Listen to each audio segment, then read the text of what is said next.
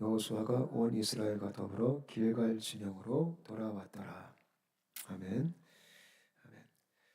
이 여호수아 10장 말씀은 가나안의 5명의 왕이 연합해서 여호수아와 지금 기브온을 향하여 전쟁을 벌이고 있는 이야기가 나오고 있습니다. 그래서 어떻게 보면 지금 5대1로 싸우고 있습니다. 아모리 왕들과 전쟁 속에 있는 거죠. 이 싸움이 어떻게 보면 굉장히 좀 불공평하죠.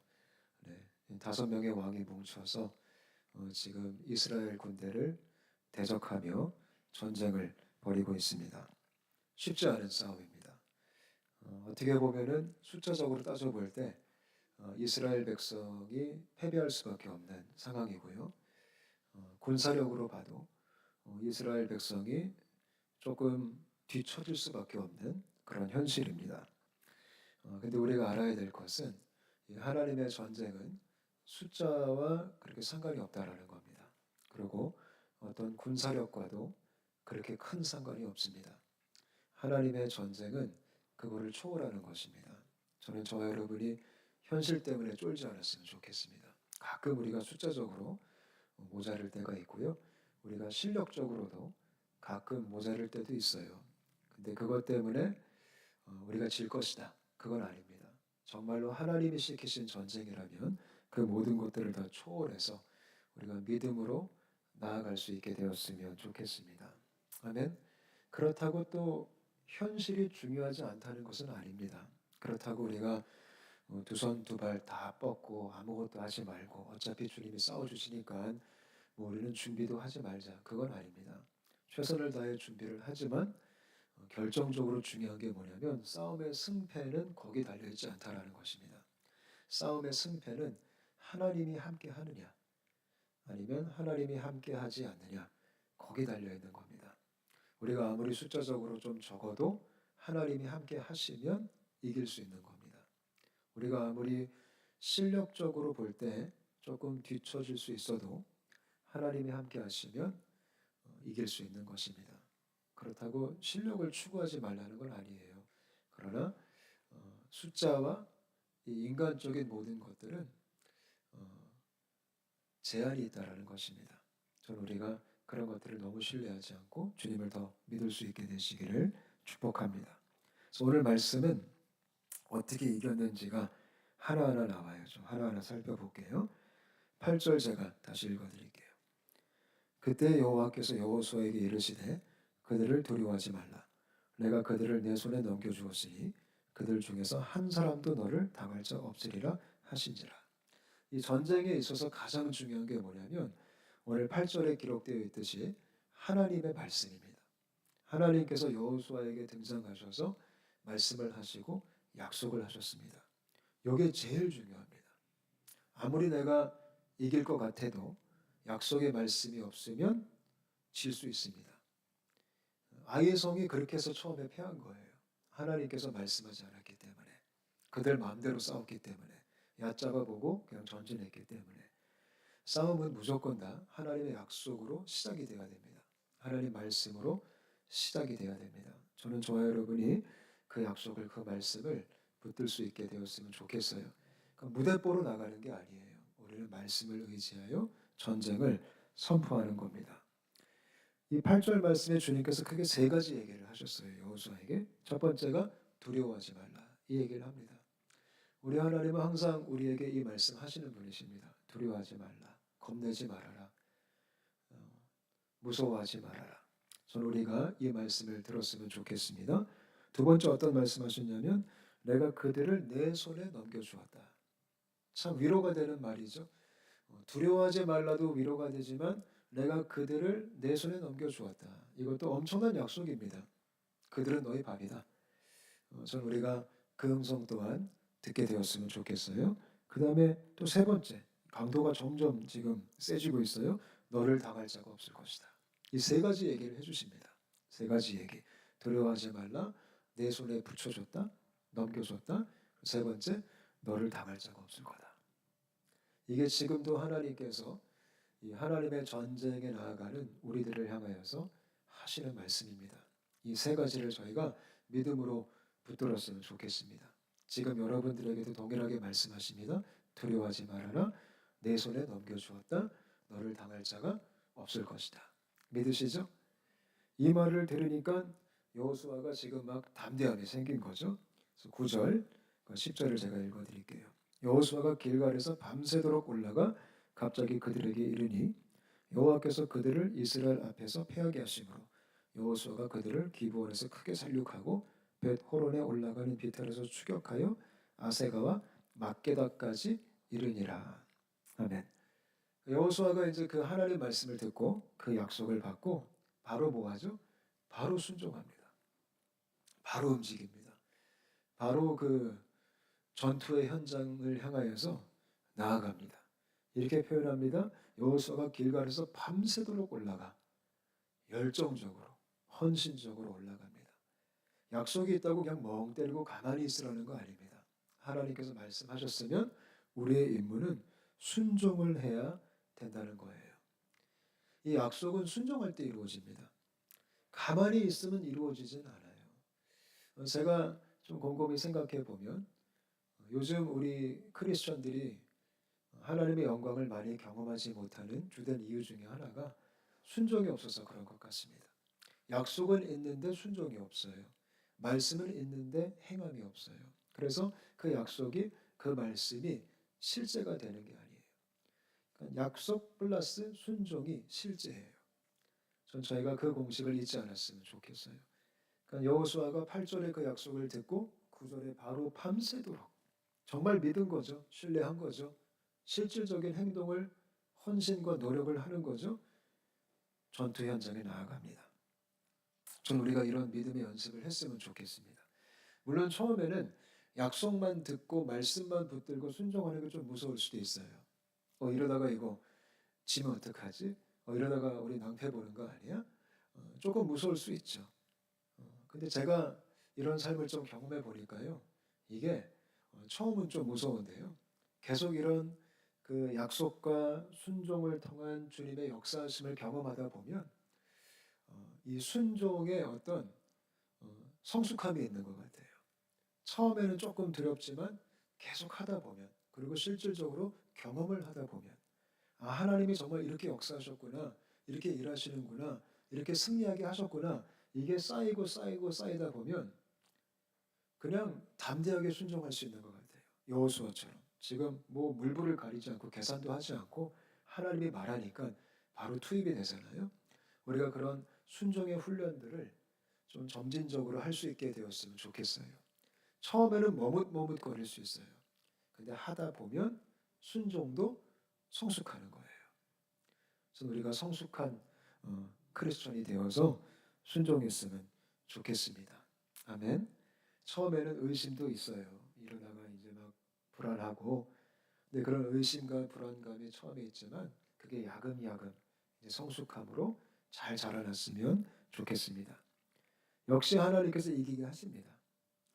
여호와께서 그들을 이스라엘 앞에서 패하게 하심으로 정말 말씀대로 되는 겁니다. 여러분 이거 믿으시죠? 하나님께서 말씀하시면 말씀대로 되는 겁니다. 하나님이 약속하시면 그 약속은 이루어지는 겁니다. 이걸 우리가 정말 믿고 말씀 붙들고 전진하는 우리의 삶이 되었으면 좋겠습니다. 더 놀라운 게 뭐냐면 11절부터 14절 제가 읽어드릴게요. 그들이 이스라엘 앞에서 도망하여 벳 호론의 비탈에서 내려갈 때에 여호와께서 하늘에서 큰 우박덩이를 아세가에 이르기까지 내리시매 그들이 죽었으니 이스라엘 자손의 칼에 죽은 자보다 우박에 죽은 자가 더 많았더라. 잠깐 설명해 드릴게요. 지금 여호수아가 순종해서 전쟁을 해요. 이 5명의 왕의 그 큰 군대와 함께. 놀라운 게 뭐냐면 이스라엘 백성들도 칼을 들고 싸우긴 싸워요. 근데 하나님께서 지금 기적을 베푸시는 거예요. 우박을 보내셔가지고 이 우박 맞고 죽은 사람이 이스라엘 칼에 죽은 사람보다 더 많았더라. 이런 기록이 있어요. 그러니까 지금 이 싸움은 주도적으로 누가 하고 있다라는 것이죠? 하나님이 하고 있다라는 거예요. 그게 하나님의 전쟁의 특징이라는 거예요. 하나님이 훨씬 더 많이 역사하신 거예요. 우박에 죽은 자가 더 많았던 거예요. 우리도 마찬가지예요. 우리가 하나님의 약속을 붙들고 순종해서 믿음의 싸움을 싸워요. 그럼 누가 싸워주세요? 하나님이 싸워주시는 거예요. 나중에 되돌아보면 하나님이 하신 게 훨씬 많은 거예요. 그죠? 우리는 별로 한 게 없을 수도 있어요. 솔직히 하나님이 우박만으로 다 끝낼 수 있거든요. 근데 굳이 이스라엘 백성을 왜 껴줬을까요? 이걸 껴주는 게 은혜인 거예요. 이게 영광스러운 거예요.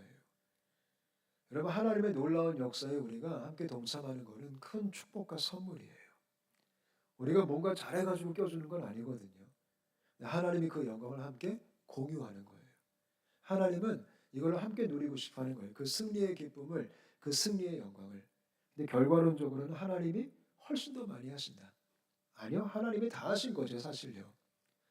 저는 우리의 삶 속에 이런 경험이 있으셨으면 좋겠어요.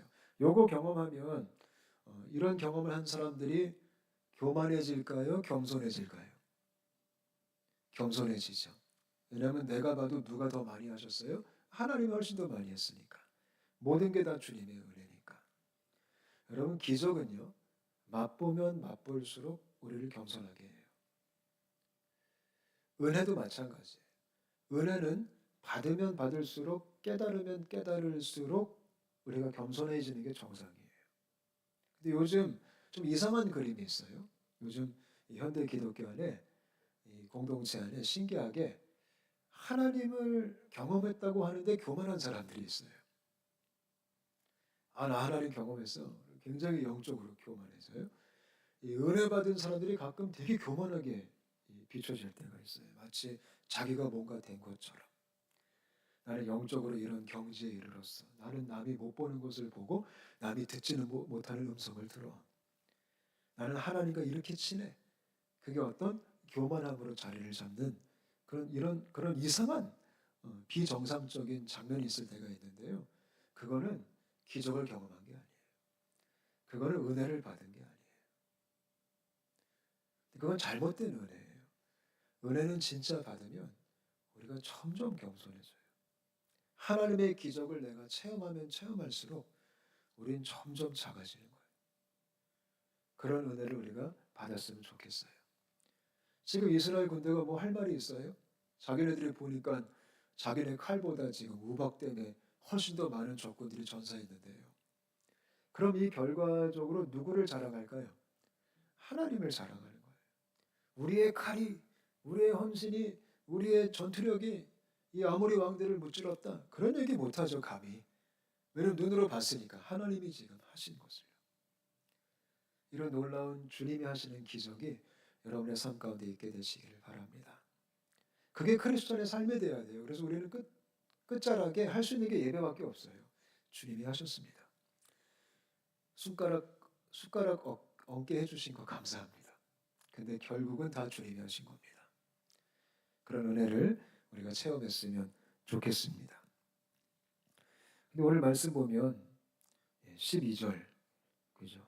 13절, 14절 보면 기가 막힌 기적을 또 행하세요. 우박뿐만이 아니라 지금 우주 총동원, 그죠? 여호수아가 하나님을 믿는 믿음으로 태양을 향해 달을 향해 선포를 하니까 태양과 달이 멈춰요. 지금 일시적으로 시간이 멈춘 거예요. 그죠? 멈추게 하신 이유가, 하나님이 멈춰주신 이유가 지금 날이 어두워지기 전에 그 적군들을 빨리 물리치게 하기 위해서. 이거 말도 안 되는 기적이 지금 벌어진 거예요. 하나님이 만드신 그런 자연의 어떤 질서와 이 자연의 섭리가 있는데 거기까지 주님이 개입을 하셔가지고 온 우주가 총동원을 해가지고 이 전쟁을 지금 돕고 있는 거예요. 우리 하나님 스케일이 이 정도가 되십니다. 저는 우리가 주님의 스케일을 생각할 때 이 말씀만 봐도 얼마나 놀라워요. 이게 우리가 가늠할 수가 없죠. 야, 하나님이 이런 분이시구나. 그분이 나의 아버지가 되시구나. 그분이 우리의 전능자가 되시구나. 그럼 뭐가 무섭겠어요, 솔직히요. 그죠? 가끔 우리가 장난스럽게 우주 정복 뭐 이런 얘기하는데 우주를 정복하신 그 하나님께서 이렇게 그의 백성들을 도와주시는 거예요. 전 우리가 이 하나님을 경외할 수 있게 되었으면 좋겠습니다. 아멘. 가끔 이 말씀 가지고 또 이렇게 이상하게 해석하는 분들이 있어요. 하나님의 백성들이 이런 권세가 있다고, 우리가 명령하면 다 되는 거라고. 뭐 태양아 멈출지어다, 막 달아 멈출지어다, 또 막 그렇게 또 자기 영빨을 과시하는 분들이 계시는데 이거 그렇게 해석하시면 큰일 납니다. 이거는 하나님이 얼마나 전능하신지를 보여주는 겁니다. 이 인간은 이 앞에 얼마나 작아지는지. 결국 아모리 왕과의 전쟁은 누가 싸워주신 거죠? 하나님이 싸워주신 겁니다. 여호수아와 백성들은 한 게 뭐 있죠? 약속 믿고 현장에 나간 겁니다. 그게 되게 중요한 겁니다. 저는 저와 여러분이 약속 믿고 현장에 나가서 하나님을 볼 수 있게 되시기를 바랍니다. 아멘. 그래서 영적 전쟁을 어떻게 보면 내가 싸우는 현장이 아니라 하나님을 만나는 현장입니다. 지금 여호수아가 하나님 만난 거예요. 어떤 하나님을 만났어요? 우박 내리시는 하나님을 만나셨고 해를 멈춘 하나님을 만난 거예요. 어디서? 전쟁터에서. 여러분 하나님 만나고 싶죠? 하나님 경험하고 싶죠? 어디 가셔야 될까요? 전쟁터에 가셔야 돼요. 요즘 우리가 하나님 많이 못 만나는 이유가 전쟁터에 안 가서 못 만나요. 이 치열한 영적 전투의 현장에 우리가 가진 않으니까 거기서 살아 역사하시는 하나님을 우리가 못 만나는 거예요. 기도 24시간 했다고 하나님을 만나고 뭐 그러면 얼마나 좋겠어요. 그건 우리가 솔직히 많이 했잖아요. 기도도 하고 큐티도 하고 성경도 보고 예배도 드리고 그건 우리가 선수죠. 정말 살아 역사하시는 하나님을 보려면 그분이 역사하시는 현장에 있어야 돼요. 그 선교 현장에, 그 치열한 전투의 현장에, 그 생명을 살리는 현장에 그때 주님이 이렇게 행차하시는 거예요. 우리 교회가 그런 교회가 됐으면 좋겠어요. 여러분 한 분 한 분이 그 현장을 놓치지 않는. 그래서 우리도 우박의 하나님을 좀 만나고 우리도 우주를 총동원하시는 그 하나님을 좀 만나고 그런 신앙생활을 할 수 있게 되시기를 축복합니다. 15절 여호수아가 온 이스라엘과 더불어 길갈 진영으로 돌아왔더라. 이렇게 끝나요. 돌아오는 발걸음이 어땠을까요? 신났겠죠. 마음이 어땠을까요? 이 전투를 지금 목격하고 해도 멈추고 달도 멈추고 우박이 떨어지고 지금 그 아모리 왕들 5명의 왕들의 군대를 다 이제 멸절하고 진영으로 돌아올 때 그 마음이 얼마나 벅찼을까요? 얼마나 경이로웠을까요? 그 위험 앞에 살아계신 하나님을 만난 그 놀라운 경험 앞에 아마 말로 표현할 수 없는 감정과 그런 생각이 들었을 거예요. 그럼 당연히 그게 뭐로 연결이 될까요? 예배로 연결이 되는 거예요. 내가 주님을 높입니다. 여러분 이런 벅찬 마음 언제 경험해 보셨습니까? 이런 경이로운 느낌 언제 체험해 보셨습니까? 그 하나님의 임재와 영광 앞에 할 말도 없고 와 대박이시다. 그런 은혜, 그런 예배를 저와 여러분이 정말 드렸으면 좋겠습니다. 아멘. 우리 같이 한번 기도하겠습니다.